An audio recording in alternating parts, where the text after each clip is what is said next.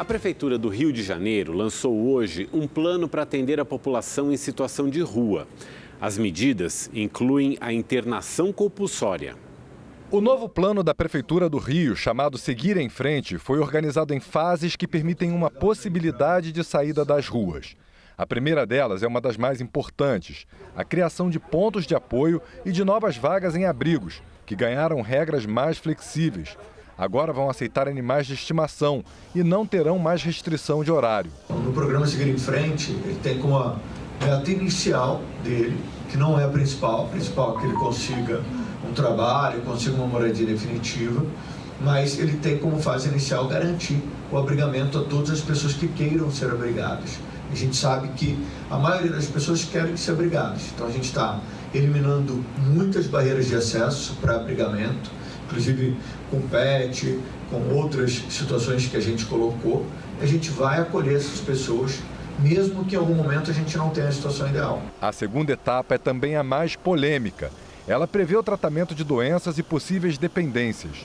Em novembro, o prefeito Eduardo Paes chegou a anunciar a elaboração de um programa de internação forçada depois da morte de um turista nas areias da praia de Copacabana. No mesmo mês, também no bairro, um morador de rua que admitiu ser usuário de drogas estuprou uma mulher.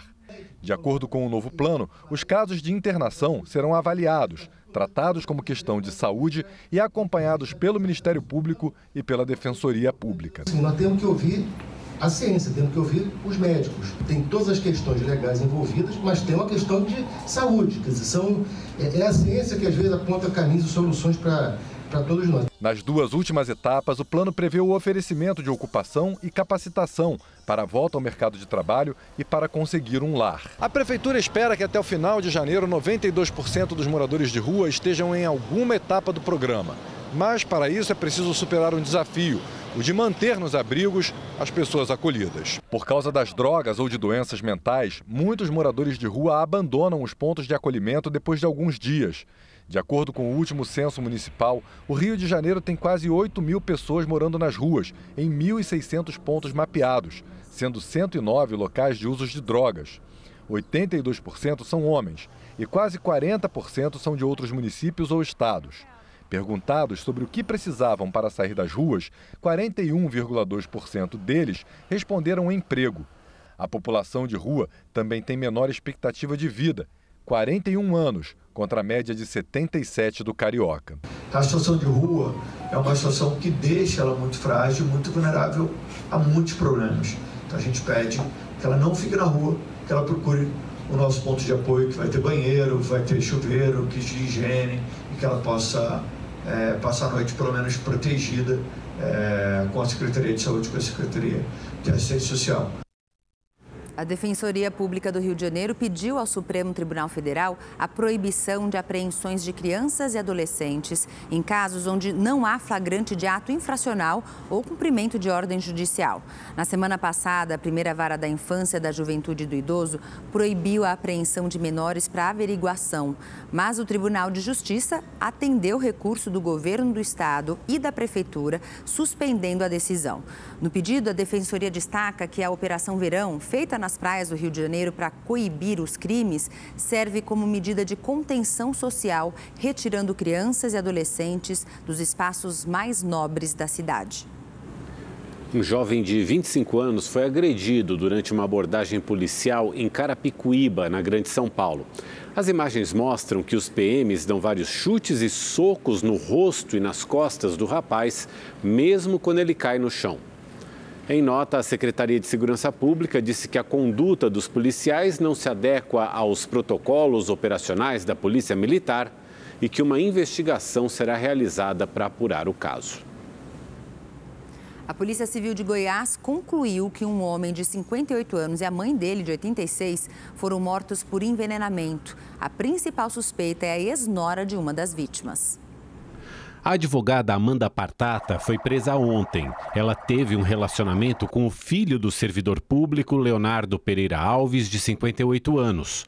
No último fim de semana, a suspeita levou alimentos para um café da manhã com o ex-sogro e a mãe dele, Luzia Tereza Alves, de 86 anos. Horas depois, os dois começaram a sentir fortes dores, foram socorridos, mas não resistiram.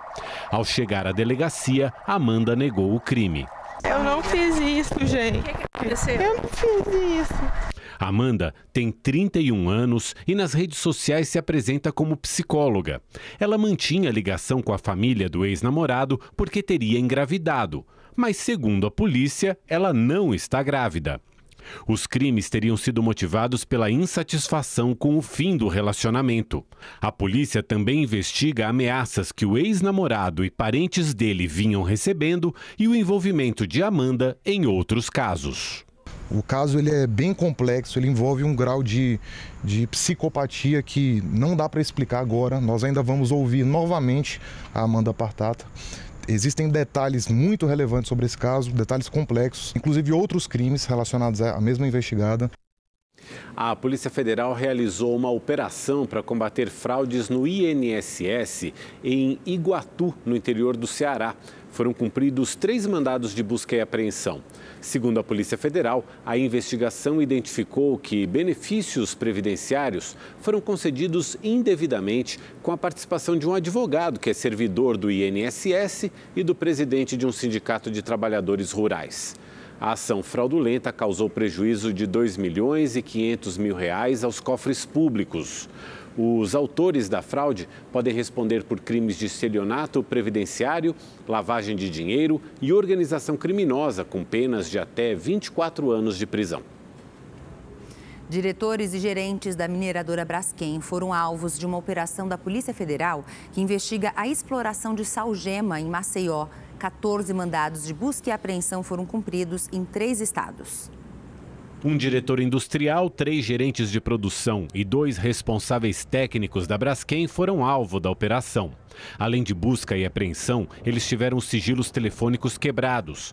O objetivo é descobrir, através de possíveis documentos, e-mails e trocas de mensagens, se a empresa sabia dos riscos, foi negligente e omitiu informações. Os investigados podem responder por poluição qualificada, usurpação de recursos da União, apresentação de estudos ambientais falsos ou enganosos e omissão. Segundo as investigações, a empresa não seguiu os parâmetros de segurança para garantir a estabilidade das minas e da população da região explorada. A Braskem teria apresentado dados falsos e omitido informações para órgãos públicos de fiscalização, o que contribuiu com a continuidade dos trabalhos da mineradora. E a medida de hoje, ela vem de forma a elucidar alguns pontos, algumas lacunas que ainda se faziam presentes na investigação. Então é natural, em crimes cometidos por grandes corporações, como é o caso aqui, uma multinacional do ramo petroquímico, que medidas extraordinárias, como buscas e apreensões, precisam ser tomadas para que a gente entenda o que de fato aconteceu dentro da cadeia de comando da empresa. Desde 2018, mais de 60 mil pessoas deixaram os imóveis em 5 bairros da capital alagoana. As atividades da Braskem causaram afundamento de solo na região. No início do mês, a mina 18, na Lagoa Mundaú, rompeu. Em nota, a Braskem informou que está à disposição das autoridades e que prestará as informações necessárias durante o processo. Há poucos dias do Natal, as fortes chuvas têm preocupado moradores em diversas cidades da Bahia. Ilhéus foi uma das mais afetadas e está em estado de emergência. A Prefeitura de Ilhéus decretou estado de emergência e a cidade sofreu muitos estragos. Parte dessa casa ruiu com deslizamento de terra. A forte chuva deixou avenidas interditadas. O lixo tomou conta das ruas na área central. Nessa semana, em apenas um dia, Ilhéus recebeu 207 milímetros de chuva, um nível maior do que o esperado para todo o mês de dezembro. Ontem, em Salvador, a combinação de ventania com uma forte chuva deixou o mar muito agitado e provocou pânico nos passageiros de uma embarcação que fazia o trajeto entre a capital e Mar Grande. Em Itabuna, no interior do estado, a forte chuva causou prejuízos principalmente ao comércio. Em Eunápolis, casas foram inundadas. Em Camumu, árvores caíram e embarcações ficaram danificadas. A cidade de Canavieiras também registrou transtorno com a queda das árvores. Em Vitória da Conquista, um carro foi arrastado pelas águas e o motorista teve que ser socorrido pelos bombeiros. E morreu a mulher que estava internada após ser eletrocutada junto com o marido no interior de Minas Gerais. O acidente aconteceu devido à queda de um raio que partiu um fio de alta tensão. Adélia Aparecida Costa não resistiu às queimaduras provocadas pela descarga elétrica. O marido dela, Sebastião Gonçalves de Jesus, morreu no local do acidente ao tentar socorrê-la. O motorista de uma empresa de ônibus de turismo morreu em um acidente num trecho de serra da BR-116, próximo a Muriaé, no interior de Minas Gerais. 8 passageiros tiveram ferimentos leves. De acordo com os bombeiros, o coletivo seguia com 59 pessoas de São Paulo para Vitória da Conquista, na Bahia. Em uma curva, o veículo atingiu a lateral de uma carreta-baú. A polícia investiga as causas do acidente. Uma mulher foi presa depois de invadir um hospital com o próprio carro na cidade de Resende, no Rio de Janeiro. Câmeras de segurança registraram quando o carro cruza a portaria, passa pela sala de espera e invade a recepção. Quem estava no local sai correndo. Desesperada, a mulher é contida por uma pessoa. Segundo testemunhas, Jéssica Oliveira, de 32 anos, estava insatisfeita com o atendimento dado à irmã, que foi à unidade pela manhã, mas voltou para casa sentindo dores. A mulher, de 27 anos, é obesa e estava sendo levada no porta-malas do carro. Ela recebeu atendimento novamente e foi transferida para outra unidade. Jéssica foi presa em flagrante por direção perigosa e dano qualificado. A Prefeitura de Resende disse que uma sindicância vai apurar a conduta médica do hospital de emergência. E um incêndio destruiu 15 casas numa comunidade na zona sul de São Paulo. Como eram barracos de madeira, o fogo se espalhou rapidamente. Segundo o Corpo de Bombeiros, o incêndio começou pouco depois da meia-noite e só foi controlado por volta das 4 horas da manhã. 12 viaturas foram acionadas para atender a essa ocorrência. Um botijão de gás chegou a explodir, mas ninguém ficou ferido. O Rede TV News faz uma rápida pausa e volta já.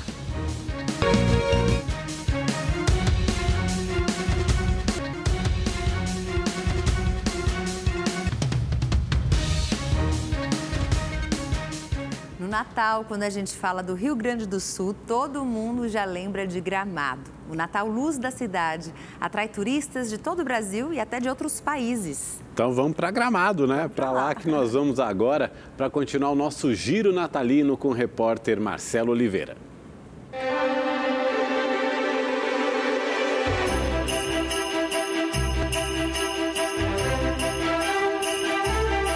Estamos na Serra Gaúcha. Nessa época do ano, a pacata cidade de 40 mil habitantes se transforma e recebe cerca de 2,5 milhões de visitantes. São pessoas atraídas pela magia do Natal. Esse grupo de amigas veio de Curitiba. Nossa, maravilhoso, fantástico, tudo perfeito. Um atendimento exemplar, um povo carinhoso, nos acolheram muito bem, parabéns. Essa é a maior temporada de Natal do Brasil, com 88 dias de puro clima natalino. Nas ruas, nas praças, nas lojas, nos prédios públicos, nos hotéis. Aqui em Gramado, cada canto da cidade te faz lembrar que nós estamos na época mais festiva do ano. Motivo para comemorar todos por aqui tem, principalmente os moradores, já que mais de 30 milhões de reais são movimentados a cada Natal. Atrações não faltam, são mais de 500 apresentações pela cidade, que contam com o talento de mais de 4 mil profissionais.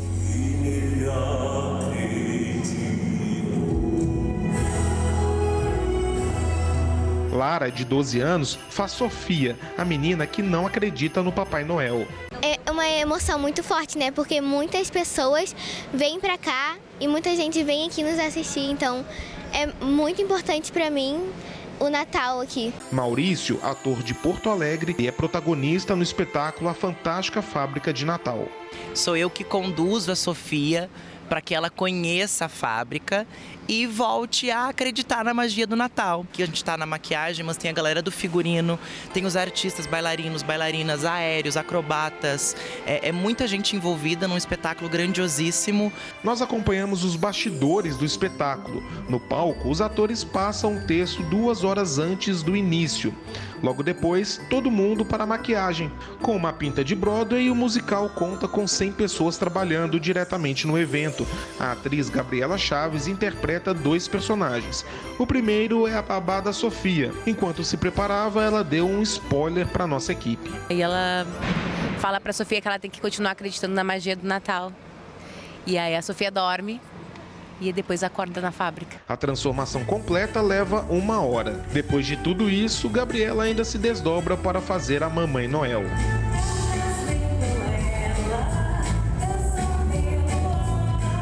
Além da Fantástica Fábrica de Natal, o grupo produz outros 4 espetáculos. As produções envolvem mais de 1000 pessoas. Fantástico, fantástico, emocionante do início ao fim. Voltei na infância. O Natal nessa região do Brasil tem um toque europeu, com forte influência alemã por causa dos imigrantes que se instalaram por aqui no passado. Com isso, a ceia natalina ganha uns toques especiais. Que tal uma fatia de strudel, a famosa torta de maçã feita neste forno a lenha com mais de 100 anos? Essa é outra iguaria popular por aqui. Gramado é a capital nacional do chocolate artesanal e ele está por todo lado. Neste hotel, além da decoração, até o ambiente tem um aroma dele. Essa aqui é a mais antiga fábrica de chocolate artesanal da região e eles desenvolveram 2 produtos especialmente para o Natal, um bombom de frutas vermelhas e outro com toque de manjericão. A culinária e a programação são atrativos importantes, mas mesmo sem eles, só a decoração já valeria a visita. A entrada da cidade se transformou num portal. Quem passa por ele viaja direto para a Vila do Natal. Olha o capricho nos enfeites da prefeitura. A Rua Torta, a mais famosa de Gramado, vira uma atração. No centro, quem comanda o espetáculo das luzes é ele, o Papai Noel. Um Feliz Natal! Aqui em Gramado, quem mais chamou a atenção? Eu acho que essa rua e o passeio que a gente fez à noite, Illumination, que é fabuloso. É muito linda, porque a gente vê tudo iluminado. É muito lindo. Estou achando maravilhoso, maravilhoso. Mas a minha cidade, Curitiba, o Natal é lindo também. Então tá, dona Vera, nós também vamos ver como está o Natal em Curitiba. E já será amanhã, na 4ª reportagem da série especial de Natal, aqui no Rede TV News.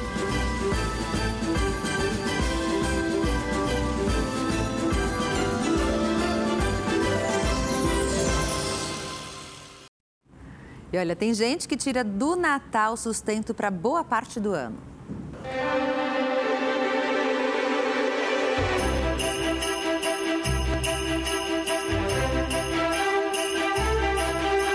Nesta casa, dezembro é sinônimo de trabalho, muito trabalho. Há 4 anos, Jane começou a fazer doces e salgados para deixar o Natal das pessoas ainda mais gostoso. Eu vou colocar as frutinhas, colocar a cereja e colocar a hortelã. E daqui vai para a embalagem e para a sacolinha. Graças a essa dedicação, o mapa de entregas não para de crescer. Eu começo a receber os pedidos no final de novembro. Começo a entregar no início de dezembro e todo ano é a mesma rotina. Dia 23 eu faço as entregas em São Paulo e dia 24 eu faço as entregas em Santos. A Jane trabalhava como fotógrafa. A confeitaria surgiu como uma possibilidade de aumentar o orçamento doméstico. Como os pedidos cresceram, hoje a atividade é responsável por metade da renda familiar. E a fotografia não deixou de ter espaço. Os melhores cliques são para valorizar e divulgar os próprios produtos. No início era para ajudar na renda, hoje em dia é o meu trabalho fixo. É uma coisa que eu sempre gostei de fazer, é uma coisa que sempre teve na minha família e É clichê, mas é muito gostoso ver a pessoa recebendo e gostar do que ela está recebendo. Um dos momentos mais esperados dessa produção caseira é quando o Caio, marido da Jane, entra em cena. É ele quem faz a avaliação da qualidade dos produtos, uma tarefa da qual não abre mão. Ele degusta e depois opina. Perfeito, melhor doce que tem. Sem defeitos. Eu gosto muito do que eu faço e eu acho muito importante estar com as pessoas dessa forma, com o meu trabalho na mesa delas, levando felicidade e união no Natal e em qualquer outra data festiva. Nessa época do ano, quando muita gente viaja de férias, aumenta o número de animais abandonados. As entidades protetoras alertam que é preciso pensar bem antes de adotar um cachorro ou um gato. Quem vê esse cachorrinho alegre nem imagina a história triste que existe por trás de toda essa animação. Depois de abandonado, ele foi atropelado e ficou tetraplégico. Fez sessões de fisioterapia e voltou a ter mobilidade e força nas patinhas da frente. Pretinho agora está à espera de um novo lar. Existe uma lei federal, a Lei 9.605, a Lei de Crimes Ambientais, onde você maltratar qualquer animal, um animal doméstico, um animal silvestre, é passível de prisão. Inclusive, em relação aos cães e gatos, existe um aumento da pena, né? A pessoa pode ficar presa, inclusive, de 3 a 5 anos, se for constatado mesmo que ela praticou maus tratos contra um cão e gato. Nessa época do ano, o número de abandonos de cães e gatos aumenta ainda mais. Veja, por exemplo, o que aconteceu em Belo Horizonte na semana passada. As câmeras de segurança de uma ONG registraram um homem arremessando um filhote por cima do muro do canil. O animal sobreviveu e o agressor foi identificado e está sendo procurado pela polícia. Largam mesmo, eles vão viajar e largam mesmo. Largam o cachorro com fome, largam o cachorro em casa sozinho, largam o cachorro na rua. Porque é mais fácil deixar na rua e depois eu tento encontrar e jogam fora mesmo. Jogam fora. É frustrante porque durante o ano a gente consegue mais ou menos, a gente chega em uma média de 2, 3 pedidos de abandono. No final do ano chega a ser diário. Então a demanda ela aumenta quase 90%, porque as pessoas acham que é descartável, né? Segundo a Organização Mundial da Saúde, mais de 30 milhões de cães e gatos estão em situação de abandono no Brasil. Para ajudar a reverter esse quadro, foi criada a campanha Dezembro Verde, cujo foco é educar as pessoas contra o abandono de animais e incentivar a guarda responsável. Esse filhotinho que está aqui no meu colo é o Sérgio, ele tem 5 meses e ele foi abandonado e resgatado pelo Departamento de Proteção Animal aqui da cidade de Guarulhos, na Grande São Paulo. Ele é um cachorrinho que está disponível para adoção aqui na tenda de adoção da cidade. Essa iniciativa acontece pelo menos uma vez por mês para incentivar que as pessoas adotem pets que foram abandonados ou resgatados. Lá no DEPAN, atualmente, nós temos cerca de 150 animais. Por vezes a gente chegou até ter 200. Nós estamos passando por um processo de reforma para ampliar essa capacidade, né? Não tem um número fixo, mas a ideia é que tenha o menos possível, né? Que as pessoas não abandonem, não maltratem e a gente possa passar essa conscientização para eles, né? A adoção é um ato que deve ser bem planejado pela família, porque os animais têm um grande impacto tanto na vida social quanto na vida financeira daqueles que os adotam. Quem saiu da tenda hoje com um novo lar foi o Alec, nome escolhido pelo neto do seu Balbino. Eu acho que é como criança, né? Tem que ser adotado, ter um lar. Um programa da Secretaria de Segurança Pública, em parceria com a Justiça de São Paulo, tem usado as tornozeleiras eletrônicas como ferramenta para garantir o cumprimento da medida protetiva em casos de presos por violência doméstica. Senhora, bom dia, da Polícia Militar. Nós temos uma viatura da equipe a caminho, pois o agressor entrou na área de exclusão, área proibida. Eu peço que a senhora tranque as portas e aguarde a chegada dos policiais. Obrigada. Há 3 meses, este é o procedimento padrão das equipes de policiais militares responsáveis pelo monitoramento de condenados por violência doméstica no estado de São Paulo.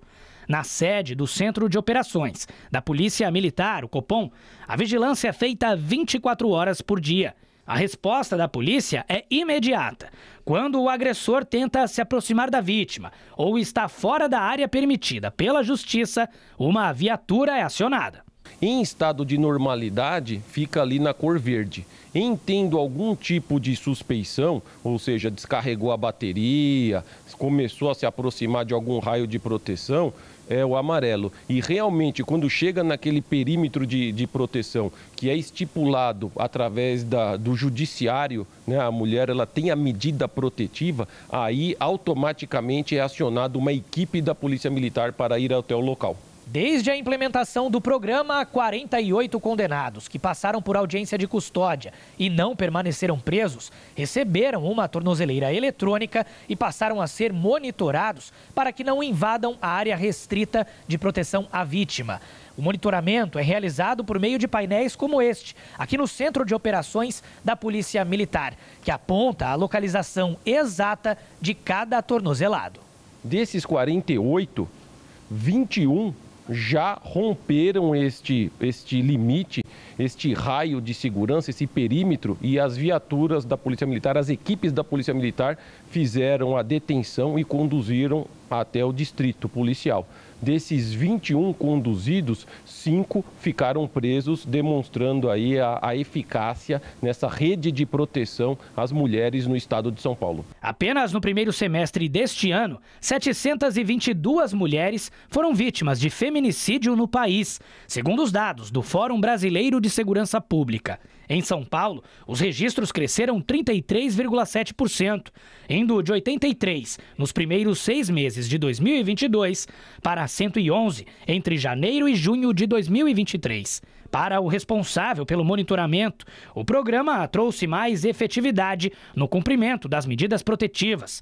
Por isso, a qualquer sinal de violência, seja ela física ou psicológica, a dica é a mesma: denuncie. As mulheres, elas devem continuar ligando 190 no caso de uma ruptura de ordem pública, indo até o distrito policial para registrar, porque é importante essa voz da mulher, porque reverbera na sua própria segurança. Esta mulher, que prefere não ser identificada, procurou a polícia e registrou um boletim de ocorrência contra o marido e o filho mais velho por agressão. Hoje, os dois são monitorados por tornozeleira eletrônica e não podem mais se aproximar dela. Hoje eu durmo, hoje eu como, hoje os meus filhos podem brincar. Eu sinto que depois de 20 anos eu vou ter um Natal, coisa que a gente não tinha. No meu caso, foi a melhor coisa que aconteceu.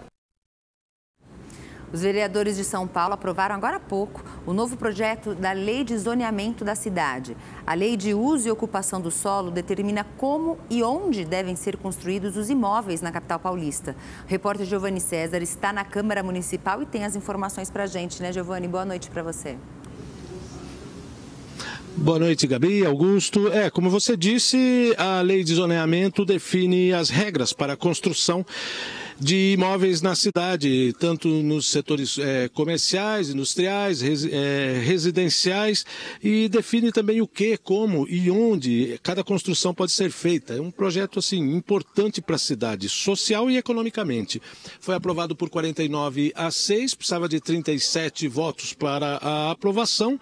O ponto mais polêmico é a ampliação de altura de prédios residenciais, que o prefeito já indicou que deve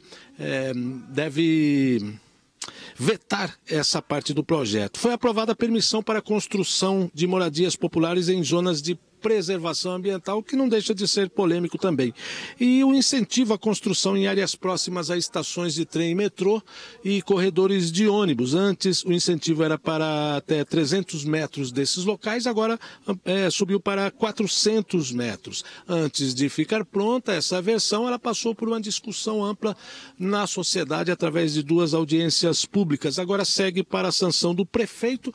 E uma última informação: um pouquinho antes de encerrar a sessão, os vereadores aprovaram o orçamento do ano que vem, que passa para 111,8 bilhões, com aumento de 16,6%. Em 2023 era 95,8 bilhões. Voltamos com vocês aí no estúdio. Informações do Giovanni César, ao vivo da Câmara Municipal de São Paulo.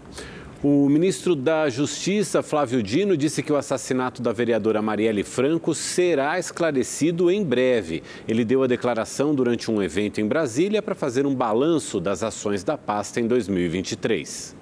Ao falar do caso Marielle, Flávio Dino lembrou da promessa que fez ao assumir o ministério em janeiro, de elucidar os assassinatos da vereadora e do motorista Anderson Gomes. Não tenham dúvida, o caso Marielle em breve será integralmente elucidado, porque esse é um caso fundamental pelo seu simbolismo de defesa das mulheres, na política e, portanto, de defesa da política. Porque quem precisa de mulheres na política não são as mulheres. Quem precisa de mulheres na política, é o Brasil. A primeira-dama, Janja da Silva, estava presente.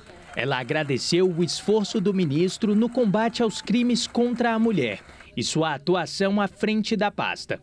Flávio Dino vai assumir uma vaga no Supremo Tribunal Federal no dia 22 de fevereiro e deixará o Ministério da Justiça no início de janeiro. É uma missão que eu acho que o ministro Dino está encerrando, né, o mandato dele aqui no Ministério da Justiça, mas ele deixa acho que ele vai deixar esse importante legado aqui para o Ministério da Justiça de conduzir o próximo ministro ou ministra da Justiça em conduzir esse processo. Do lado de fora do Ministério, Dino fez a entrega de 700 viaturas. Os veículos farão parte da frota das polícias de estados e municípios, que também vão receber câmeras corporais. O investimento em segurança pública neste ano foi de 18 bilhões de reais, segundo o Ministério. O ministro também anunciou outras ações, como a criação da lista de procurados do Sistema Único de Segurança Pública e o repasse de 78 milhões de reais aos estados. Recurso que deve ser aplicado em ações culturais. Segundo Flávio Dino, o investimento só foi possível por causa do Fundo Nacional de Segurança Pública. Só em apoio a estados e municípios, fora as viaturas federais, nós estamos chegando a 1.500 viaturas entregues a estados e municípios.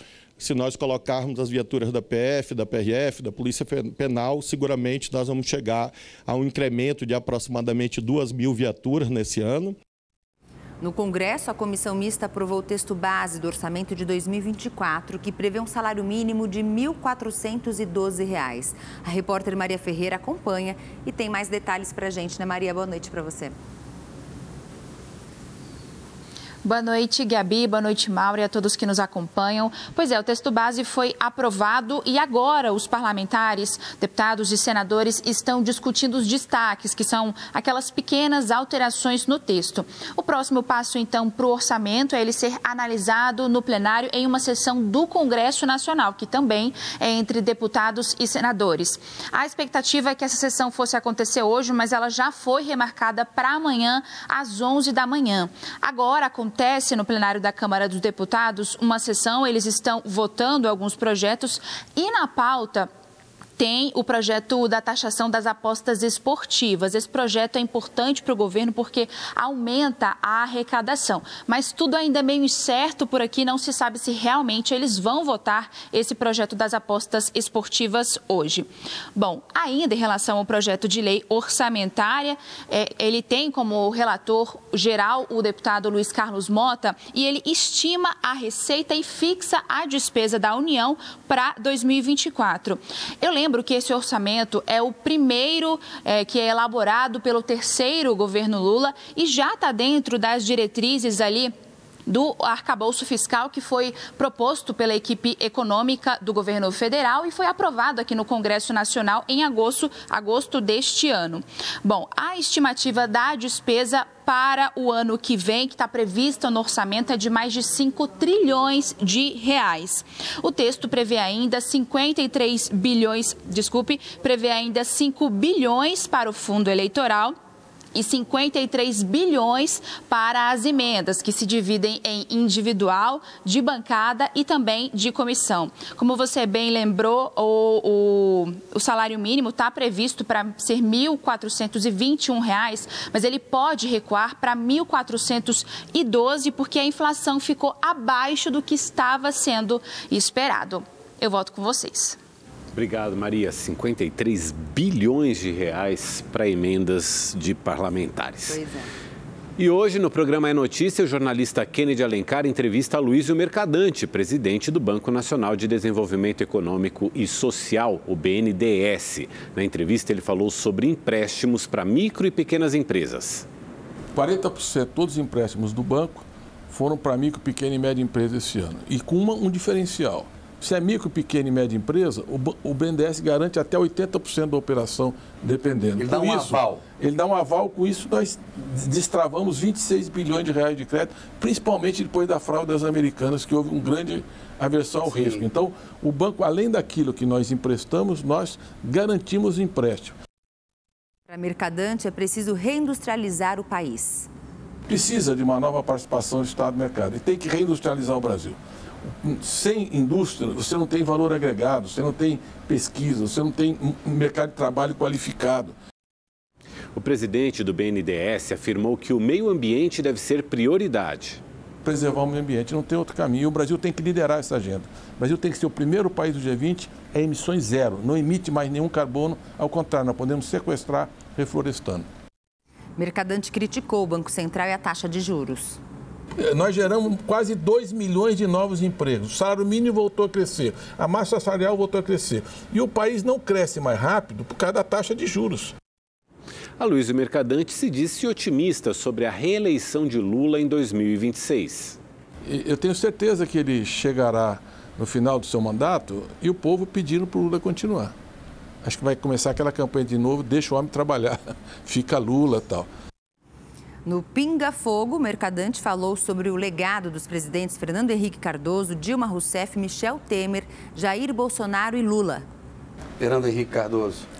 Um democrata, teve um papel muito importante em estabilizar a economia brasileira, uma pessoa comprometida com os valores civilizatórios, mas eu tenho uma divergência profunda que foi a adesão ao consenso de Washington ao neoliberalismo. Acho que perdeu uma grande oportunidade histórica, mas é uma liderança que merece todo o respeito. Dilma Rousseff.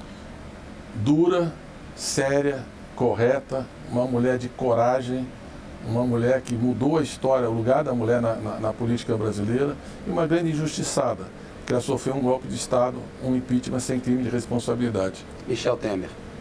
Golpista. Jair Bolsonaro. Negacionista, autoritário. E a história, eu acho que está demonstrando e vai comprovar as consequências desse negacionismo, não só na pandemia, mas no meio ambiente e outros temas importantes para o futuro do Brasil. Lula. O maior quadro político, a maior liderança popular da história do Brasil.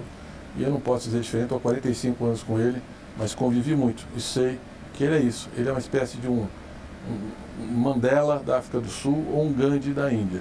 Ele vai ficar para a história como a maior liderança política desse período histórico. O É Notícia vai ao ar hoje às 11h45 da noite.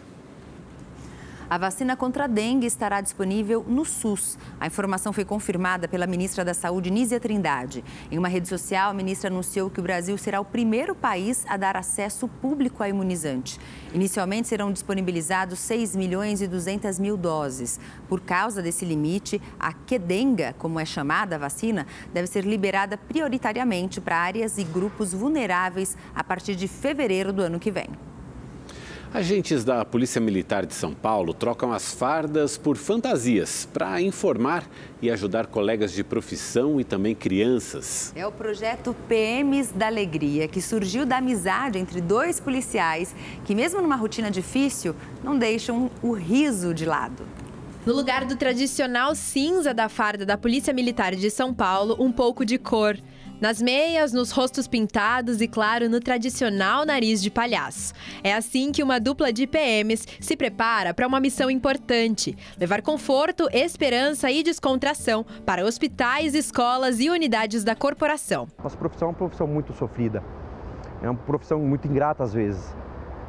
E quando a gente traz esse acolhimento, esse humor para dentro do quartel, ajuda muito na saúde mental dos nossos amigos, nossos irmãos policiais militares. Foi da amizade entre os cabos Uísque e Zalma que surgiu o projeto dos palhaços Capitão Edinho e Soldado Risadinha. Eu mesmo fiz diversas oficinas de teatro e aí já tinha um palhaço dentro de mim. O palhaço nunca saiu. Tinha que sair um pouquinho, né? Aí tudo bem.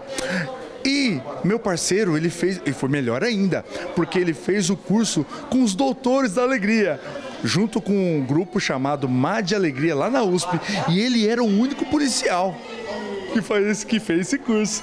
E juntos somamos para levar toda essa alegria. Os PMs da Alegria fazem cerca de 40 eventos por mês, entre eles visitas a quartéis, hospitais e palestras sobre saúde mental e uso de drogas nas escolas. O objetivo da dupla é levar informação e alegria para crianças de todas as idades. A gente chegou aqui na emergência hoje com o Miguel e tinha ido no pronto-socorro ontem 2 vezes, né?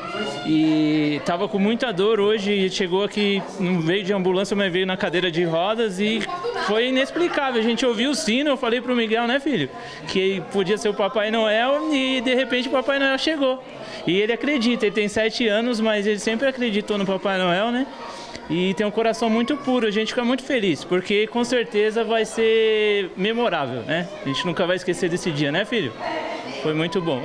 Antes de fazer uma ação, a gente precisa se aquecer, cantar música, brincar, se encher de alegria. E aí, com essa alegria que você está cheio, transbordando, você transmite para as pessoas. Quando você vê uma pessoa dando risada, uma criança sorrindo, isso aí é muito confortante, né? Isso aí para nós é a gasolina, é o combustível. O Rede TV News fica por aqui. Obrigado pela companhia e uma boa noite. Uma ótima noite e até amanhã.